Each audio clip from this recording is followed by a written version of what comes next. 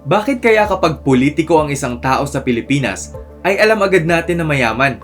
Alam mo ba na ang basic salary ng isang senador sa Pilipinas ay nasa humigit kumulang 300,000 hanggang 350,000 pesos kada buwan? Tinatayang aabot ito ng 4 million hanggang 5 million pesos kada taon kapag isasama ang allowances at iba pang benefits. Pero kung tutuusin, ay napakaliit ng sahod na ito kumpara sa ginagastos ng isang senatorial candidate sa kampanya na ayon sa mga ulat ay umaabot pa umano ng bilyon.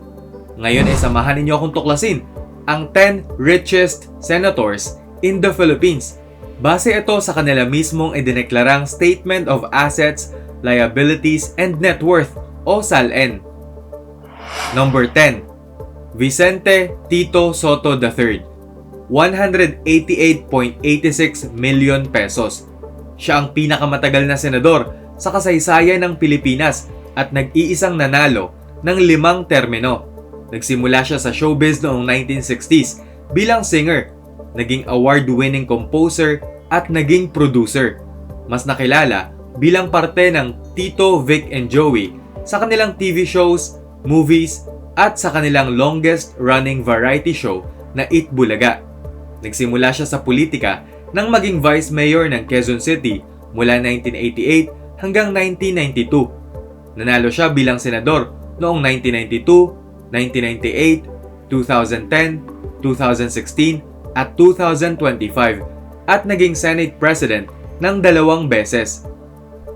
Number 9. Lito Lapid, 202.03 million pesos. Isa sa mga pinakamatagal na sa Senado na ngayon ay nasa ika-4 na termino. Nagsimula siya bilang stuntman noong 1960s hanggang sa naging isa sa mga pinakasikat na action star na bumida sa mahigit 100 na pelikula. Nagsimula sa politika nang maging Vice Governor sa kanyang home province na Pampanga mula 1992 hanggang 1995 at kalaunan ay naging governor ng 3 termino mula 1995 hanggang 2004. Kilala siya bilang low-key na senador na nanalo noong 2004, 2010, 2019 at 2025. Number 8. Jinggoy Estrada, 221.21 million pesos. Anak siya ni dating Pangulong Joseph Estrada na matagal nang kilala ang pangalan sa politika at showbiz. Nakilala bilang action star na bumida sa halos 30 movies at naging film producer ng halos 10 movies. Nagsimula siya sa politika bilang Vice Mayor ng San Juan mula 1988 hanggang 1992 at kalaunan ay naging mayor din ng lungsod ng 1 termino mula 2004 hanggang 2007. Una siyang nanalo bilang senador noong 2004 at muling nahalal noong 2010 at 2022, kaya nasa ikatlong termino na rin siya ngayon. Number 7. Robin Padilla, 244.04 million pesos. Nakilala siyang bad boy of Philippine cinema na bumida sa mahigit 70 movies. Naging screenwriter, director at producer din siya. Nakulong siya noong 1994 sa kasong illegal possession of firearms at nasentensyahan ng 21 years na pagkakakulong. Nakalaya siya noong 1998 pagkatapos ng 4 years dahil binigyan siya ng conditional pardon ni dating Pangulong Fidel Ramos. Ngunit hindi pa rin nabalik ang iba niyang karapatan kagaya ng pagboto, pagtakbo sa politika at pagkakaroon ng passport. Noong 2016 ay binigyan siya ng absolute pardon ni dating Pangulong Rodrigo Duterte kaya nanumbalik na ang lahat ng kanyang rights. Unang termino pa lang niya sa Senado sa pagkapanalo niya bilang top 1 noong 2022 election at nakatanggap ng 26.6 million votes. Number 6. Panfilo Ping Lacson, 244.94 million pesos. Nagtapos siya sa Philippine Military Academy noong 1971.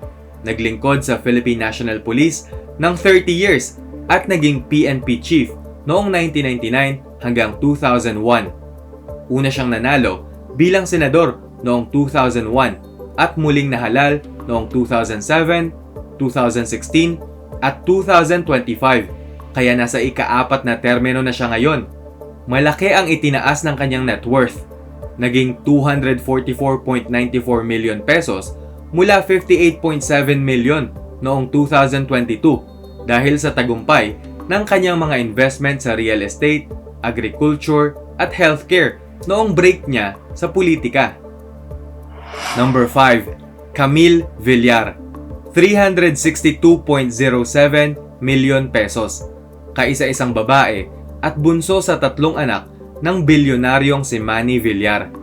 Naging co-host siya ni Willie Revillame sa mga show na Will Time Big Time at Wawa Willie noong 2012 hanggang 2013. Pumasok siya sa politika nang manalo bilang congresswoman ng Las Piñas noong 2019 at nanalo pa ng ikalawang termino noong 2022. Ito ang unang termino niya bilang senador matapos manalo noong 2025.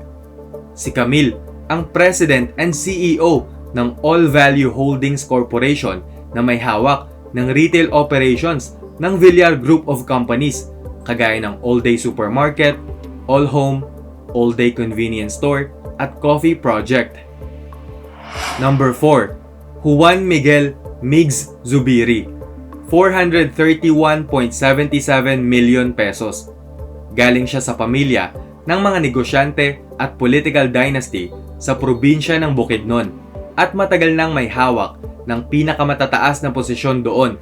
Naging champion siya sa First Arnis World Championship noong 1989 at founder and president siya ng Philippine Eskrima Kali Arnis Federation. Pumasok siya sa politika nang maging congressman ng 3rd District ng Bukidnon noong 1998 at muling nanalo noong 2001 at 2004 kaya 3 termino. Nasa ikatlong termino niya na ito bilang senador ng Manalo noong 2007, 2016 at 2022 at naging Senate President din siya mula 2022 hanggang 2024. May investments siya sa ilang family businesses nila at iba pang negosyo na related sa agriculture, real estate at trading. Co-founder din siya ng naibenta ng Bukidnon Power Corporation at North Bukidnon Power Corporation na electricity supplier sa Bukidnon. Number 3. Erwin Tulfo, 497 million pesos. Ika-9 sa 10 magkakapatid na Tulfo. Ayon sa balita, ay naging US citizen siya at naglingkod sa US military mula 1988 hanggang 1996. Tinalaga siya ni President Bongbong Marcos bilang sekretary ng Department of Social Welfare and Development o DSWD, ngunit tumagal lang siya dito ng 6 months. Hindi inaprubahan ng Commission on Appointments ang pag-appoint sa kanya dahil napabalitang US citizen pa rin daw siya at nahatulan din siya ng guilty sa kasong libel noong 2004 kung saan nagbayad siya ng multa. Sinabi niyang tinalikuran niya na ang kanyang US citizenship noong 2022 at naging congressman siya noong 2023 hanggang 2025 bilang substitute representative sa ACT-CIS party list. Unang termino niya ito bilang senador nang manalo noong 2025. Franchisee siya ng food cart business na Siomai King at mayroon din siyang investment sa 5 mga pribadong negosyo. Halos 30 years na siyang nasa media bilang journalist, radio host at kilalang broadcaster sa bansa. Number 2. Raffy Tulfo, 1.05 billion pesos. Ika-8 siya sa 10 magkakapatid at parte ng lumalaking political dynasty ng mga Tulfo. Nagsimula siya bilang isang DJ sa isang FM radio station sa Palawan noong early 1980s hanggang sa naging columnist, radio anchor at naging batikang TV news anchor. Pinakasumikat siya sa Wanted sa radyo na 32 years na at sa Raffy Tulfo in Action na 10 years na. May-ari siya ng RW Productions Incorporated na producer ng kanyang mga palabas sa TV at social media at ng Idol Network Philippines Incorporated na isang online shopping platform. Unang termino pa lang niya sa Senado matapos manalo noong 2022 kung saan third place siya sa Senate race. Number 1, Mark Villar, 1.26 billion pesos. Nagtapos siya ng bachelor's degree sa University of Pennsylvania na may triple major sa Political Science, Philosophy and Economics at master's degree in Business Administration naman sa University of Chicago. Bago pumasok sa politika, ay tumulong siya sa kanilang family businesses sa loob ng isang dekada. Partikular na ang pagpapatakbo sa mga Star Mall at pagiging general manager ng real estate company na Crown Asia Corporation.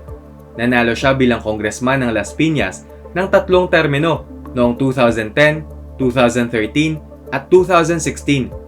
Inappoint siya ni dating Pangulong Rodrigo Duterte bilang sekretary ng Department of Public Works and Highways mula 2016 hanggang 2021, kung saan mas nakilala siya dahil sa Build projects. Ngayon ay unang termino pa lang niya bilang senador nang manalo noong 2022. Nakakalula ang yaman ng mga senador na ito, pero totoo kaya ang chismis na mas malaki pa ang tunay nilang yaman kesa sa nakikita sa SALN? At bakit kaya handa silang gumastos ng bilyon para sa kampanya? Aabangan namin ang sagot mo sa comment section. At dyan na nagtatapos ang ating kwentong kaalaman sa araw na ito. Huwag mong kalilimutang i-like ang ating Facebook page at mag-subscribe ka na rin sa ating YouTube channel. At laging isaisip na ang magandang bukas ay nag-uumpisa sa pagtuklas.